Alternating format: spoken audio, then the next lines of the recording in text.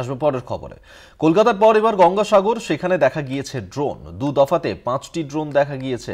Sundarban police জেলার গোয়েন্দা দফতর সূত্রে এই খবর পাওয়া গিয়েছে এবং ইতিমধ্যেই সতর্ক করা হয়েছে সুন্দরবনের সব উপকূলবর্তী থানাকেও। আমরা এই নিয়ে সরাসরি কথা বলবো। নামখানা থেকে আমাদের সঙ্গে রয়েছেন প্রতিনিধি কোয়েল মণ্ডল। কোয়েল, আমরা দেখেছি যে কলকাতাতে যে ড্রোন দেখা গিয়েছিল, এবার গঙ্গাসাগরে ড্রোনগুলি দেখা গিয়েছে।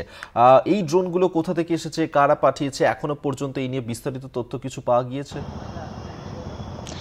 একদমই। দেখো অভিক, প্রথমত তোমাকে জানিয়ে রাখবো, এই যে দক্ষিণ 24 পরগনার গঙ্গাসাগর কিংবা নামখানার ফ্রেজারগঞ্জ মৌসুমী, যেখানে গতকাল রাতের আকাশে ড্রোনের দেখা মিলেছিল, এই ড্রোন কোথা থেকে এসেছে, কারা পাঠিয়েছে, কি ধরনের ড্রোন, এই বিষয়ে এখনো পর্যন্ত কোনো কিছুই কিন্তু জানা যায়নি। সমস্ত বিষয়টা ধোঁয়াশার মধ্যে রয়েছে।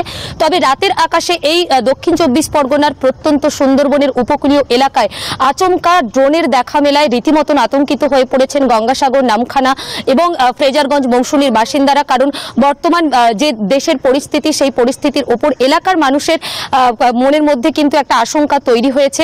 তারাও কিন্তু রীতিমতন ভীতি সন্ত্রস্ত রয়েছে যে কোথা থেকে রাতের আকাশে এই ড্রোনগুলো আসলো, কারা পাঠালো, সেটা নিয়ে কিন্তু একটা ভয় তৈরি হয়েছে। তবে অন্যদিকে তোমাকে জানিয়ে রাখবো, সুন্দরবন পুলিশ জেলার গোয়েন্দা বিভাগ সূত্রে যেমনটা জানা গিয়েছে, গতকাল রাতে দুদফায় সর্বমোট 5টি ড্রোন আকাশে উড়েছে গঙ্গাসাগর, ফ্রেজারগঞ্জ এবং মৌসুমীতে পরপর এই সমস্ত উপকূলীয় এলাকায়। এবং প্রথম দফায় অর্থাৎ সন্ধে 7:30 নাগাদ গঙ্গাসাগরের যে কপিলমুনি আশ্রম লাগোয়া যে সমুদ্র, সেই সমুদ্রভাগ থেকে উপরিস্থলের আকাশে কিন্তু ড্রোন উঠতে দেখা যায় এবং সেই ড্রোন কিছু সময়ের মধ্যেই কিন্তু অনেকটা একেবারে এই যে স্থলভাগ, সেই স্থলভাগের কাছাকাছি আসতে শুরু করে। তখন মানুষজন বুঝতে পারে যে এই যে আলো, রহস্যময় আলো যেটা প্রথম থেকে মানুষজন বলছিল সেটা ড্রোন, সে তারা বুঝতে পারে। এবং তারপরেই কিন্তু ঝড় বৃষ্টি শুরু হয় এলাকায় এবং তারপর আবারও দ্বিতীয় দফায় রাত্রি 10:30 নাগাদ একদিকে গঙ্গাসাগর, অন্যদিকে নামখানার ফ্রেজারগঞ্জ এবং মৌসুমী উপকূলেও কিন্তু একইভাবে 4 থেকে 5টি ড্রোন উঠতে দেখে সাধারণ মানুষজন।